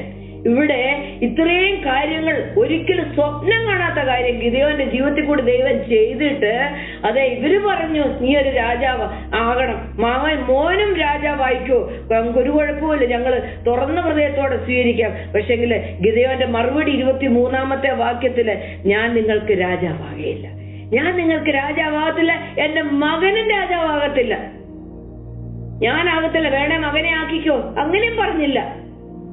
ഞാൻ നിങ്ങൾക്ക് രാജാവാകത്തില്ല, എന്റെ മകനുമാകത്തില്ല. അടുത്ത വാക്യം ഏറ്റവും പ്രസക്തം, വളരെ ഇമ്പോർട്ടന്റ്, യഹോവയത്രേ നിങ്ങളുടെ രാജാവ്. നമ്മളുടെ കരങ്ങളിൽ കൂടി എന്തെങ്കിലും ഒരു അനുഗ്രഹമോ എന്തെങ്കിലും ഒരു ഉപകാരമോ ഒരാൾക്ക് വന്നു കഴിയുമ്പോൾ നമുക്ക് അവരുടെ മേലെ ഒരു രാജാവാകണമെന്നുള്ളൊരു ആഗ്രഹമോ. ഒരാൾക്ക് ജോലി മേടിച്ചു കൊടുത്തു, അപ്പം അവരെന്നെ ഒന്ന് മാനിക്കണം, അല്ലെ എന്നോടൊന്ന് താങ്ക്സ് പറയണം, അല്ലെ ആദ്യത്തെ ശമ്പളം കൊണ്ടൊന്ന് എന്നെ ഒന്ന് കാണിക്കണം. ഇങ്ങനെയൊക്കെയുള്ള ഓരോ ചിന്തകള് നമ്മുടെ അത് ആ ചിന്തയത് റൂൾ ചെയ്യാനായിട്ട് നമ്മൾ ആഗ്രഹിക്കുന്നു. ഇവിടെ ഗിദെയോന്റെ ഈ ഒരു സ്വഭാവം നമ്മൾ ചിന്തിക്കണം. ഗിദെയോന് മനസ്സിലായി, ഞാൻ എവിടെ താഴെക്കടെ കിടന്നത്, മുന്തിരിച്ചക്കിന്റെ അവിടുന്ന് എന്നെ എഴുന്നേൽപ്പിച്ച് ഈ ജനത്തിൽ വെറും 300 ജനങ്ങളെ കൊണ്ട് ഈ മിദ്യാന്യരോട് യുദ്ധം ചെയ്ത് ജയിച്ച് ഇസ്രായേൽ ജാതിയെ മുഴുവൻ ജയിപ്പിക്കാൻ തക്കവണ്ണം രക്ഷ കൊണ്ടുവരാൻ ദൈവത്തിന് എന്നെ ഉപയോഗിക്കാൻ കഴിഞ്ഞെങ്കിൽ എന്റെ ദൈവമേ, അത് ഞാനല്ല, യഹോവയാണ്, അവനാ എന്റെ രാജാവ്. അതുകൊണ്ട് ഇസ്രായേലിനോടും പറഞ്ഞു, ഞാൻ നിങ്ങൾക്ക് രാജാവാകത്തില്ല, യഹോവ തന്നെ നിങ്ങളുടെ രാജാവായിരിക്കും. അവനൊരിക്കലും ആരുടെയും മീതെ റൂള് ചെയ്യാനോ രാജാവാകാനോ ഗിദെയോൻ ആഗ്രഹിച്ചില്ല. ഇന്ന് നമ്മളെ എന്തൊക്കെയാ റൂൾ ചെയ്യുന്നത്? നമ്മുടെ പണമോ, നമ്മുടെ സമ്പാദ്യമോ, നമ്മുടെ സ്ഥാനങ്ങളോ, നമ്മുടെ കുഞ്ഞുങ്ങളോ, നമ്മുടെ സൗന്ദര്യമോ, എന്താ നമ്മളെ ഇന്ന് ഭരിക്കുന്നത്? നമ്മളെ ഭരിക്കുന്നത് എന്താ? അതൊക്കെ നമുക്കൊന്ന് മാറ്റി വെക്കാം. യഹോവ നമ്മുടെ രാജാവായിട്ടിരിക്കട്ടെ. തിരുവൻ നമ്മളെ പഠിപ്പിക്കുന്നു, നമ്മൾ അതിനെ ദൈവം നമ്മളെ ഭരിക്കാൻ അനുവദിച്ചാല് നമുക്ക് സ്വർഗത്തിലെ സകല രാജകീയ അനുഗ്രഹങ്ങളും അവകാശങ്ങളും, നമ്മുടെ ഭാഷയിൽ പറഞ്ഞ കൊള്ളകൾ നമുക്ക് കിട്ടും. അങ്ങനെ പറയുന്ന ദൈവത്തിന്റെ അവകാശികളും ക്രിസ്തുവിൽ നിങ്ങൾ കൂട്ടവകാശികളുമായിരിക്കും. അപ്പോഴേ അല്പം ഉണ്ടായിരുന്നതിനെ വലുതാക്കി ദൈവം പണിഞ്ഞ ആ ഗിദെയോന്റെ ജീവിതത്തെ കാണാൻ, ഗിദെയോന്റെ ഹൃദയത്തിന്റെ ക്വാളിറ്റി വർദ്ധിച്ചത് കണ്ട്, ഗിദെയോന്റെ വിശ്വാസം വർദ്ധിച്ചത് കണ്ട് ദൈവം എന്റെ രാജാവെന്ന്. അന്ന് മുന്തിരിച്ചക്കന്റെ അവിടെ ഇരുന്നപ്പോൾ ദൈവം രാജാവാണെന്ന് ഗിദെയോന് തോന്നിയില്ല. ഇപ്പോഴാണ് തോന്നിയത്. ദൈവം ഒരു പ്രോസസ്സിൽ കൂടെ കൊണ്ടുപോയി ഒത്തിരി ടെസ്റ്റ് ചെയ്ത്. പിന്നെ ഗിദെയോൻ ഈ അടയാളമൊക്കെ ചോദിച്ചപ്പോ എന്റെ ഹൃദയത്തിൽ ഇന്ന് രാവിലെ വന്നൊരു കാര്യം, ദൈവം ഒരിക്കലും കോപിച്ചില്ല. പലപ്പോഴും നമ്മുടെ ജീവിതത്തിൽ അതിനകത്തുനിന്ന് പകർത്തിയെടുക്കേണ്ട ഒരു കാര്യമുണ്ട്. നമ്മൾ ചിലപ്പോൾ ഒരു സ്വപ്നം കണ്ടു, അല്ലെങ്കിൽ ആരെങ്കിലും ഒരു വാക്ക് പറഞ്ഞു, അങ്ങനെ പറഞ്ഞു, പെട്ടെന്ന് നമ്മൾ അതിനെ ഏറെ മുഖവിലേക്ക് എടുത്തിട്ട് അതിനെ നമ്മളങ്ങ് വിശ്വസിച്ച് അവരുടെ പിന്നാലെ പോയി. മനസ്സിലായില്ലേ? നമ്മളതിനെ വെറുതെ ദൈവത്തിന്റെ വാക്കായിരിക്കില്ല, പക്ഷെങ്കില് നമ്മൾ അതിന്റെ ഒരു കൺഫർമേഷൻ നോക്കണം. ദൈവത്തോട് നമ്മൾ ചോദിക്കണം. വീണ്ടും വീണ്ടും ഗിദെയോൻ അതാ ചെയ്തത്. ആദ്യം തോലിന്റെ മീതെ വേണം പിന്നെ മഞ്ഞ്, അത് കഴിഞ്ഞ് നിലത്ത് വേണം മഞ്ഞ്, ഞാൻ യാഗം എല്ലാം മാംസം എല്ലാം കൊണ്ടുവരും, അതിന്റെ മേലെ നീ ഒരു അടയാളം ചെയ്യണം. എത്ര അടയാളമാണ് ചോദിച്ചത് ദൈവത്തോട്? എന്തിനാ? ഗിദെയോന് അത് ഷുവറാക്കണമായിരുന്നു അത് ദൈവമാണെന്ന്. പലപ്പോഴും നമ്മുടെ ജീവിതത്തിൽ അബദ്ധങ്ങളിൽ നിന്ന് നമുക്ക് ഒഴിയാൻ കഴിയും. പലരും വിശ്വാസത്തിൽ നിന്ന് ബലഹീനമായിട്ട് പോയിട്ടുണ്ട്. അവരുടെ മേലെ പറഞ്ഞ പ്രവചനങ്ങളൊന്നും നിവൃത്തിയായില്ല പോലും. അവരോട് പറഞ്ഞ് നീ മഞ്ഞുനാട്ടിൽ പോകുന്നു, അവർക്ക് ഒരിക്കലും മഞ്ഞുനാട്ടിൽ പോകാൻ പറ്റിയില്ല. അതുകൊണ്ട് അവരാകെ അങ്ങ് ഡെസ്പായി, അവര് വിശ്വാസത്തിൽ നിന്ന് പോലും അകന്നു പോയ പലരെ എനിക്കറിയാം. ഈ ഗിദെയോന്റെ ആ ഒരു സ്വഭാവം ഞാൻ അതുകൊണ്ട് ഇവിടെ അപ്രീഷിയേറ്റ് ചെയ്യുക. ഇന്ന് നമ്മൾ എങ്ങനെയാ ദൈവസന്നിധിയിലായിരിക്കുന്നത്? ഭയമുണ്ടായിരുന്ന ഒരു ഗിദെയോൻ, ചോദ്യം ചെയ്ത ഒരു ഗിദെയോൻ, മുന്തിരിച്ചക്കിന്റെ ഇടയിൽ ഗോതമ്പ് മെതിച്ച ഒരു ഗിദെയോൻ, ബലഹീനനായ ഒരു ഗിദെയോൻ, പിന്നെ അടയാളങ്ങളെ കൂടെ ചോദിച്ചൊരു ഗിദെയോൻ. ആ ഗിദെയോനോട് പറഞ്ഞു, പരാക്രമശാലിയെ, നീ ഇസ്രായേലിനെ രക്ഷിക്കണം, ഞാൻ നിന്റെ കൂടെയുണ്ട്. തന്നെയല്ല, 23-ാമത്തെ വാക്യത്തിൽ പറയുന്നു ദൈവത്തിന്റെ സമാധാനം. അവിടെയാണ് യഹോവ ശാലോം എന്ന് പേരിട്ടു. യഹോവയ്ക്ക് പടിഞ്ഞ യാഗപീഠത്തിന്റെ അവിടെ ദൈവത്തിന് യഹോവ ശാലോം എന്നുള്ള പേര് വന്നത് ഇവിടെയാണ്. യഹോവ ശാലോം എന്ന് ഗിദെയോന്റെ ജീവിതത്തോട് ചേർത്ത് വെച്ച് ദൈവത്തിന് ഒരു പേര് തന്നെ കൊടുത്തു, യഹോവ ശാലോം. നോക്കണം, ഒരു ചെറിയ ഒരുത്തനെ എടുത്തിട്ട് അവന്റെ പേരിൽ, അവന്റെ പ്രവൃത്തിയോട് ചേർത്ത് ദൈവത്തിനൊരു പേര് കൊടുക്കാനായിട്ട് ദൈവം ആ ഗിദെയോനെ തിരഞ്ഞെടുത്തു. ഇന്ന് എങ്ങനെയാണ് നമ്മുടെ ജീവിതം? വിശ്വാസം നമ്മൾ ബലഹീനരാണോ? നമ്മൾ ഇൻസിഗ്നിഫിക്കന്റ് ആണോ? നമുക്ക് ദൈവകരങ്ങളിലേക്ക് കൊടുക്കാം. പരാക്രമശാലിയെ ദൈവം നമ്മളെ നോക്കി വിളിക്കുക. നമ്മുടെ ജീവിതത്തിലുള്ള വിഗ്രഹങ്ങളൊന്ന് ഉടയ്ക്കാൻ നമുക്കൊന്ന് തയ്യാറാകാം. കൂടെ ദൈവത്തോട് ചോദിക്കാം, എവിടെയാണ് നമ്മൾ തെറ്റിപ്പോയത്? നമുക്ക് മടങ്ങി വരാം. വിശ്വാസത്തിൽ അവൻ നമ്മളെ വളർത്തും, അവൻ നമ്മളെ നിർത്തും. ഈ എബ്രായ 11 എന്റെ നിങ്ങളുടെ പേര് വരാൻ ദൈവം ഇടയാക്കും. വിശ്വാസ വീരന്മാരുടെ പട്ടികയിൽ അവിടെ ആ പട്ടികയുണ്ട്. അവിടെ വേറൊരു ലിസ്റ്റ് എഴുതി വെക്കുന്നുണ്ട്. അവിടെ നമ്മുടെ പേര് വരാനിടയായി തീരും. ഈ വചനങ്ങളാല് ദൈവം നിങ്ങളെ ധാരാളമായിട്ട്